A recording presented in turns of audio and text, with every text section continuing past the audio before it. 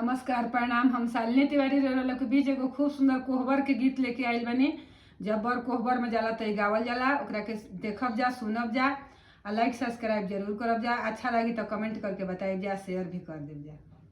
अरे पनवा के पनवटवा ले ले कौन शुभवा हो, ओ खाली प्रभु जी पान के बीरा हो, खाली प्रभु जी पान के बीरा हो।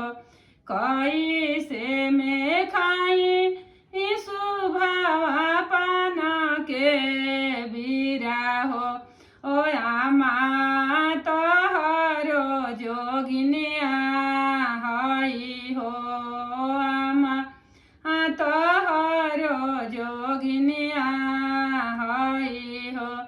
पनवा के पनबटवा ले ले दुलारई तीन शुभवा हो, ओ खाली प्रभु जी पान के बीरा हो, ओ चावली प्रभु जी पान के बीरा हो। कैसे में खाई शुभवा पान के बीरा हो, ओ भाभी तोहरो जोगिनिया हई हो, ओ भाभी तोहरो जोगिनिया हई हो।